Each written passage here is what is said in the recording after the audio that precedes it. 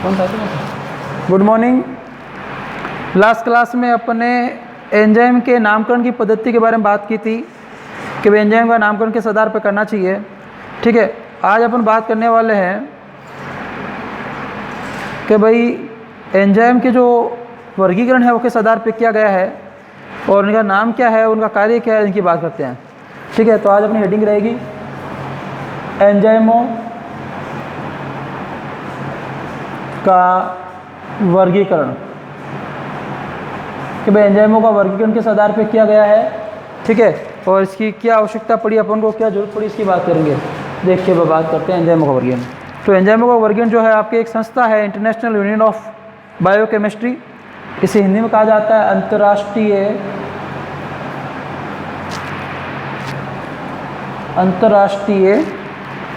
जीव रसायन संघ, अंतर्राष्ट्रीय जीव रसायन संघ, और शॉर्ट में लिखा जाता है इसको IUB।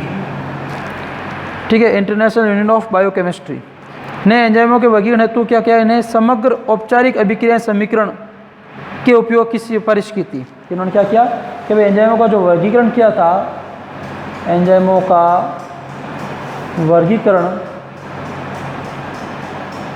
कि भाई एंजाइमों का जो वर्गीकरण किया गया था आपके, ठीक है, इसके हेतु इन्होंने क्या किया, इनके समग्र सभी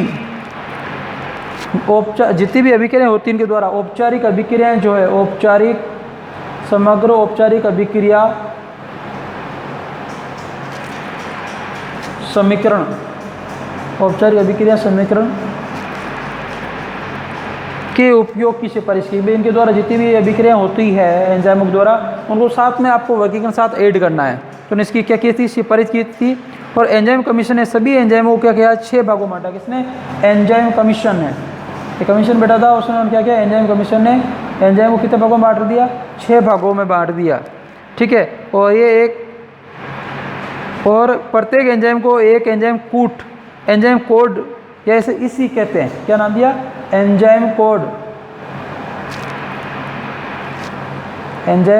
शॉर्ट में बोलते हैं इसी।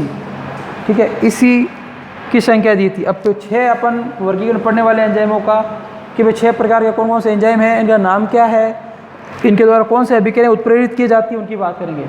एग्जाम के हिसाब से एंजाइमों का वर्गीकरण महत्वपूर्ण है। 6 में से 1 नंबर का क्वेश्चन भी बन सकता है, पर्टिकुलर एक एंजाइम का वर्गीकरण भी पूछ सकते हैं, पूरा भी पूछ सकते हैं। तो इस हिसाब से आपके एग्जाम के हिसाब से महत्वपूर्ण रहेगा। अब बात करते हैं सबसे पहले आपके एंजाइम की ऑक्सीडो रिडक्टेज। ऑक्सीडो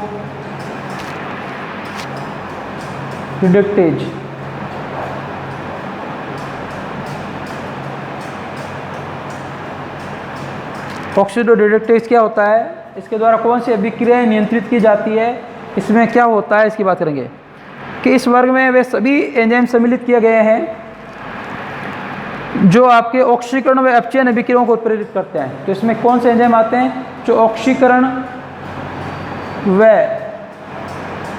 अपचयन अभिक्रिया को नियंत्रित करते हैं, उत्प्रेरित करते हैं, अभिक्रिया को उत्प्रेरित करते हैं। ऑक्सीकरण अपचयन के बारे में आप जानते हो, ऑक्सीकरण क्या होता है, ऑटो का संयोजन, और अपचयन का मतलब होता है आपके हाइड्रोजन का। ठीक है, इसके आगे देखिए बात करते हैं कि ये एंजाइम अपने क्रियादारों में से क्या करते हैं, इलेक्ट्रॉन एवं हाइड्रोजन हटाकर या जोड़कर उनका ऑक्सीकरण या अपचयन करते हैं। कि इलेक्ट्रॉन हटाकर व आपके हाइड्रोजन के भाई इलेक्ट्रॉन या हाइड्रोजन हटाकर या जोड़कर, कि भाई इसमें क्या होता है, इलेक्ट्रॉनों का जुड़ना, इलेक्ट्रॉनों का हटना। ठीक है, इसके द्वारा क्या करते हैं, ऑक्सीकरण व अपचयन की क्रिया करते हैं। ठीक है भाई, इलेक्ट्रॉन जुड़ रहे हैं तो कौन सी क्रिया है, इलेक्ट्रॉन की संख्या कम हो रही है तो कौन सी क्रिया है, हाइड्रोजन का जुड़ना, हाइड्रोजन का निकलना। ये सभी क्रियाएं जो है आपकी किसके द्वारा, ऑक्सीकरण अपचयन के भाग है। आप पढ़ चुके हैं इनके बारे में, तो ऑक्सीकरण अपचयन को पढ़ाने की आवश्यकता नहीं है। ठीक है, अब ऐसे कौन कौन से एंजाइम है, देखिए उनकी बात करते हैं। तो एक तो है साइटोक्रोम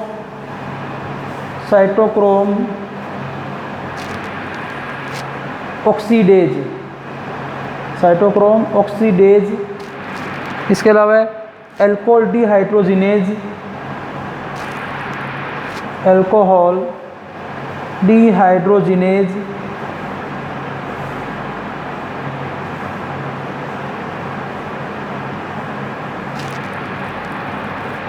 और एक रिडक्टेज। कौन सा? रिडक्टेज।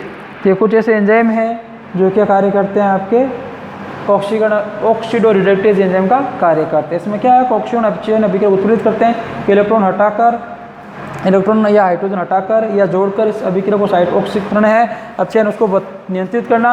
और कौन कौन से एंजाइम है इसकी बात होगी। अब अगले बात करते हैं दूसरे एंजाइम की, जिसका नाम है ट्रांसफेरेज एंजाइम। ठीक है, ये 6 एंजाइम में वर्गीकरण किया गया है आपके IUB के द्वारा। ठीक है, उसमें एक हो गया आपके ऑक्सीडो रिडक्टेज। ऑक्सीडो रिडक्टेज का कार्य है ऑक्सीकरण व अपचयन क्रिया को नियंत्रित करना या आपके उत्प्रेरित करना। अब देखिए दूसरा है ट्रांसफेरेज।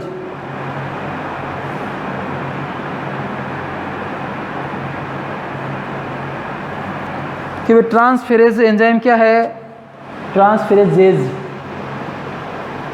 ठीक है, ये एंजाइम अपने क्रियाधारों में हाइड्रोजन के अतिरिक्त किसी भी मूलक या समूह को एक क्रियाधार से दूसरे में स्थानांतरण करता है। कि भाई हाइड्रोजन को छोड़कर, कि भाई हाइड्रोजन के अतिरिक्त,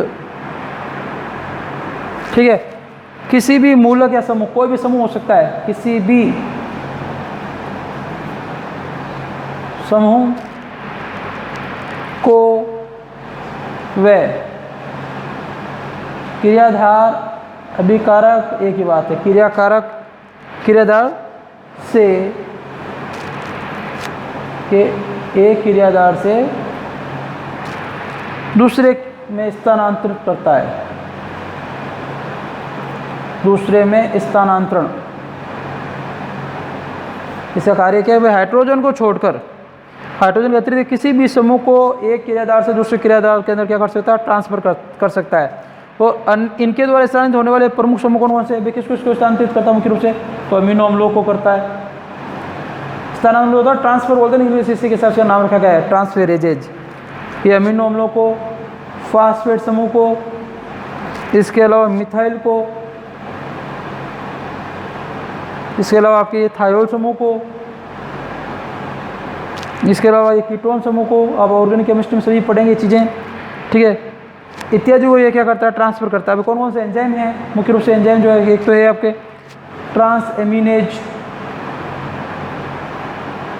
ट्रांस एमिनेज और एक है ट्रांसफास्फेटेज।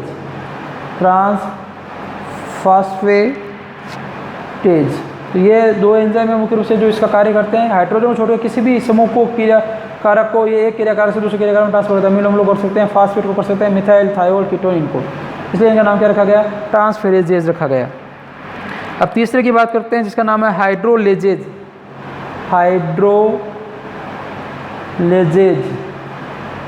ये एक पॉइंट ही याद रखना है इनमें।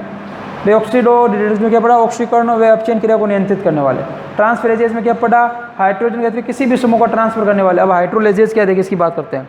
किस वर्ग के एंजाइम जल के अणुओं को जोड़ने व निकालने वाली अभिक्रियाओं को उत्प्रेरित करते हैं, कि जिसमें जल निकलता है, जिन अभिक्रियाओं में जल निकलता है या जल जुड़ता है, ठीक है, उसको ये क्या करते हैं, नियंत्रित करते हैं। कि जल निकलने वाली अभिक्रियाओं को, जल के अणु को निकलने वाली अभिक्रिया, जल के अणु को जोड़ने वाली अभिक्रिया जो भी है वो किसके द्वारा नियंत्रित की जाती है, हाइड्रोलेजेज के द्वारा नियंत्रित की जाती है, उत्प्रेरित की जाती है।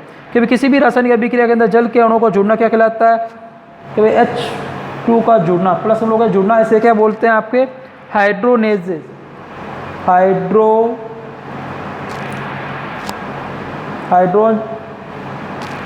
हाइड्रोनेजेज कहा जाता है। और कि भाई किसी भी अभिक्रिया से जल के अणु जुड़ेंगे, वो कौन से एंजाइम की उपस्थिति में जुड़ेंगे, हाइड्रोनेजेज एंजाइम की उपस्थिति में जुड़ेंगे। और ये एंजाइम जो है आपके वृहत अणुओं को जल संयोजन द्वारा छोटे छोटे अणुओं में तोड़ते हैं। और इनका कार्य क्या है, कि जो वृहत अणु आकार में बड़े हैं उनको क्या करते हैं, आपके जल वृहत अणुओं को, वृहत मतलब आकार में जो बड़े हैं वृहत अणुओं को जल संयोजन द्वारा, कि जल के अंदर डाल के क्या करते हैं, छोटे छोटे टुकड़ों में या छोटे छोटे अणुओं में तोड़ने का कार्य करते हैं। अब ये कौन कौन से एंजाइम है जो ऐसा कार्य करते हैं, एंजाइम की बात करें तो इसमें एंजाइम आता है एस्ट्रेज। ये एस्ट्रेज का भी यही कार्य है। कार्बोहाइड्रेज का भी यही कार्य है। इसके अलावा एमाइलेज का भी यही कार्य है। इसके अलावा न्यूक्लियेज का भी यही कार्य है। देखिए ये सभी एंजाइम इसी प्रकार का कार्य करते हैं। हाइड्रोलाइसिस का मतलब क्या हुआ कि जिसमें जल निकलता है या जुड़ता है, जो भी क्रिया होती है उसके द्वारा नियंत्रित किया जाता है। तो जल के अणुओं का जुड़ना किसी अभिक्रिया में उसे क्या कहलाता है, हाइड्रोलाइसिस कहलाते हैं। तो ये जो बड़े अणु होते हैं, जैसे कार्बोहाइड्रेट बहुत एक जटिल संरचना है, अब इसको तोड़ना है भोजन के अंदर, जैसे जितने भी एंजाइम कार्बोहाइड्रेट एमाइलेज निकले सब आपने पाचन तंत्र में पढ़े होंगे या पढ़ेंगे। अगर पाचन तंत्र वाला टॉपिक है आपके सिलेबस में तो उसमें ये पढ़ेंगे। ये सभी एंजाइम क्या करते हैं, भोजन के पाचन में योगदान देते हैं। तो ये कार्बोहाइड्रेट जो है ये कार्बोहाइड्रेट तोड़ने का कार्य करता है। तो ये जो बड़े अणु होते हैं उनको जल संयोजन को जल डाल के इनमें इनको छोटे छोटे अणुओं में तोड़ने का कार्य इनके द्वारा संपादित किया जाता है। अब देखिए इसके आगे बात करते हैं कि इसके अलावा आपके जो हाइड्रोलाइसेज होते हैं ये क्या करते हैं, हाइड्रोलाइसेज प्रकार के एंजाइम जो होते हैं छोटे छोटे अणुओं को जोड़कर व्रत आणविक यौगिकों का निर्माण भी करते हैं। ये व्रत अणुओं को जल संयोजन द्वारा छोटे तोड़ते हैं और छोटे छोटे अणुओं को मिलाकर क्या करते हैं, वृहत अणु का भी निर्माण करते हैं, वृहत अणु का निर्माण भी करते हैं। तो ये दोनों कार्य करते हैं, तोड़ने का भी कार्य करते हैं और निर्माण का भी कार्य करते हैं, जिसमें जल के अणु क्या हो जाते हैं, मुक्त होते हैं। बस जिसमें बड़े अणु को तोड़ा जाएगा उसमें तो जल का उपयोग होगा, और जिसमें छोटे छोटे अणु मिलकर बड़े अणु को बड़ा अणु बढ़ाएंगे उसमें क्या होता है, जल बाहर निकलता है। माइनस का मतलब क्या होगा, जल बाहर निकलता है। अब इस प्रकार के एंजाइम कौन से है, तो एक तो फ्यूमेरेज हो गया, फ्यूमेरेज है, ठीक है, इनोलेज है, ठीक है, ये आपके दो एग्जाम हो गए, फ्यूमेरेज और इनोलेज। तो इनके क्या है आपके मुख्य कार्य ये हो गया कि भाई क्या होता है कि जो व्रत अणु होते हैं, बड़े अणु होते हैं, उनको तोड़ के उनमें जल जोड़ के क्या किया जाता है, तो छोटे छोटे अणु तोड़ा जाता है। छोटे छोटे अणु होते हैं उनमें जल छोटे छोटे अणु को जोड़ के क्या बनाया जाता है, बड़े अणु बनाया जाता है, जिसमें क्या होता है, जल बाहर निकलता है। कौन से एग्जाम आपके एंजाइम इस टाइप के, फ्यूमेरेज और इनोलेज। तो आपके ये हो गए 3 प्रकार के एंजाइम हो गए। चौथे आपकी बात करते हैं लाइजेज। तो चौथा कौन सा आपके, लाइजेज क्या है, सभी का एक स्पेशल कार्य है, ठीक है, इनके नाम से ही आपको याद रह जाएगा और एग्जाम में पूछा जरूर जाता है। जैसे क्वेश्चन आ गया कि भाई ऑक्सीडोरिडेक्टेज एंजाइम क्या है, उदाहरण द्वारा समझाइए। ट्रांसफेरेजेज क्या है, उदाहरण द्वारा समझाइए।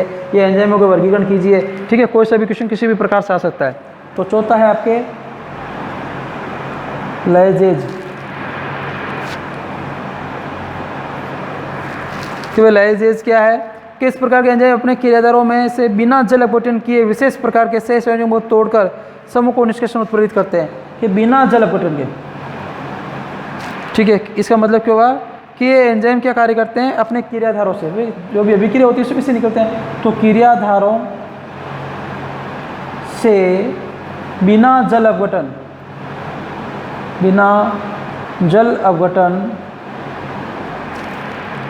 अपघटन के क्या करते हैं, बिना जल अपघटन किए विशेष प्रकार के सहसंयोजक क्या करते हैं, बंध तोड़कर समूह का निष्कासन करते हैं, बंध तोड़कर समूह का निष्कासन करते हैं,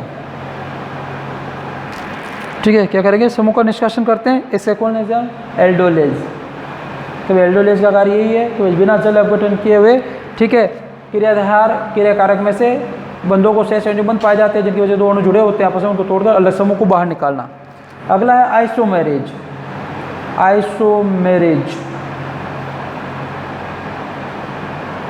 तो आइसोमेरेज क्या है, आइसोमेरेजेज, ठीक, जेज आएगा पीछे।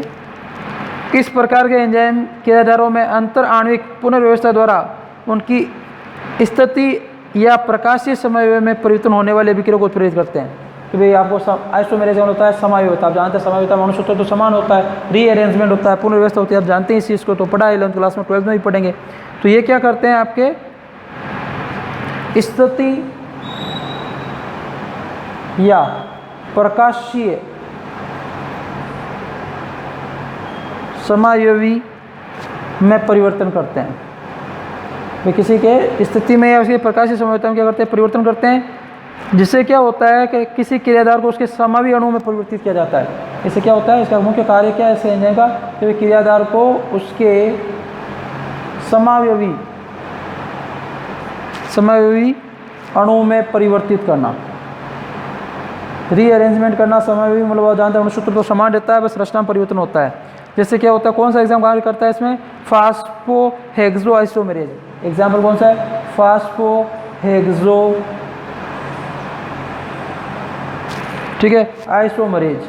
तो ये एंजाइम जो है आपके इसी प्रकार का कार्य करता है। अब देखिए लास्ट रह गए आपके लाइगेजेज, ठीक है, लाइगेजेज।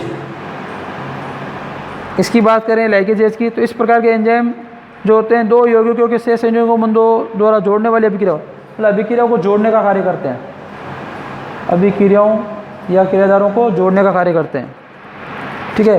ये भी अभिक्रियाओं को जोड़ने का कार्य, जोड़ने का कार्य किसके द्वारा किया जाता है? लाइगेजेज एंजाइम के द्वारा किया जाता है। जैसे एग्जांपल क्या है इसका कि भाई इसका मुख्य कार्य क्या, ये एंजाइम दो यौगिकों को क्या करता है? शेष संयोजक बंधों को जोड़ने वाले अभिक्रियाओं को प्रेरित करता है कि भाई अभिक्रियाओं को जोड़ने का कार्य करता है, या अभिक्रियाओं को जोड़ने वाले उत्प्रेरक का कार्य करते हैं, एंजाइम का कार्य करते हैं। एग्जाम्पल देखिए इसके किस प्रकार के एंजाइम आते हैं, तो पायरूवेट कार्बोक्सिलेज, पायरूवेट कार्बोक्सिलेज ये इसी प्रकार का एंजाइम है। इसके अलावा सिट्रेट सिंथेटेज, सिट्रेट सिंथेटेज, तो ये कुछ ऐसे एंजाइम है जो इस प्रकार कार्य करते हैं। देखिए ये आपके एंजाइमों का वर्गीकरण कंप्लीट हो गया। तो एंजाइमों का वर्गीकरण किस प्रकार से किया जाता है, इसकी क्या बात है। देखिए वापस से एक और मैं फास्टली रिवाइज करा देता हूँ, सभी एंजाइम की बात करते हैं। देखिए सबसे पहले अपने पढ़ा, ठीक है, ऑक्सीडोरिडेटेज, इसका कार्य है ऑक्सीकरण व आपके अपचयन की जो भी क्रियाएं होती है, ठीक है, उनको नियंत्रित करने वाले एंजाइम वो आपके ऑक्सीडोरिडेटेज कहलाते हैं। फिर पड़ा ट्रांसफेरेज कि भाई हाइड्रोजन छोड़िए आप किसी भी तत्व का जो समूह का आपके स्थानांतरण होता है वो किसके द्वारा किया जाता है? ट्रांसफेरेजेज के द्वारा किया जाता है। उसके बाद तीसरा अपने पढ़ा हाइड्रोलेजेज, इसमें पढ़ा अपने कि जो इस अभिक्रिया में जल को जोड़ा जाता है, जल को निकाला जाता है, वो सभी किसके द्वारा नियंत्रित की जाती है? हाइड्रोलेजेज के द्वारा नियंत्रित की जाती है। उसमें अपन पढ़ा था बड़े अणु को तोड़कर छोटे छोटे अणु बनाए जाते हैं, उसमें जल की आवश्यकता पड़ती है, और छोटे छोटे अणु मिलकर क्या होता है? बड़े अणु का निर्माण करते हैं, उसमें क्या होता है? जल बाहर निकलता है। ये पढ़ लिया। फिर पढ़ा भी लाइजेजेज, लाइजेजेज में क्या होता है? क्रियाधारों के बिना जल अपघटन के, जल अपघटन नहीं करना है। ज़्यादा बच्चे कंफ्यूज होते हैं लाइजेज और लाइगेजेज में। तो इसमें क्या होता है? बस बिना जल अपघटन के क्या करना? बंद तोड़कर समूह निष्कर्षण करना। और आइसोमेरेज में आपको रीअरेंजमेंट, समायोगी बनाना। और लाइगेजेज में होता है किसी भी अभिक्रिया को वे एंजाइम जो अभिक्रिया को क्या करते हैं? जोड़ने का कार्य करते हैं, उसे क्या बोलते हैं? लाइगेजेज कहा जाता है। तो इसके आधार पर आपके चैप्टर कंप्लीट होता है, ठीक है। नेक्स्ट क्लास में अपन नेक्स्ट चैप्टर की बात करेंगे। आज के लिए इतना ही पढ़ेंगे, क्लास छोटी रहेगी लेकिन क्या है? चैप्टर कंप्लीट होने के लिए। अब नेक्स्ट क्लास से अपन नया चैप्टर शुरू करेंगे। आज के लिए इतना ही, धन्यवाद। बाकी नेक्स्ट क्लास में बात करेंगे।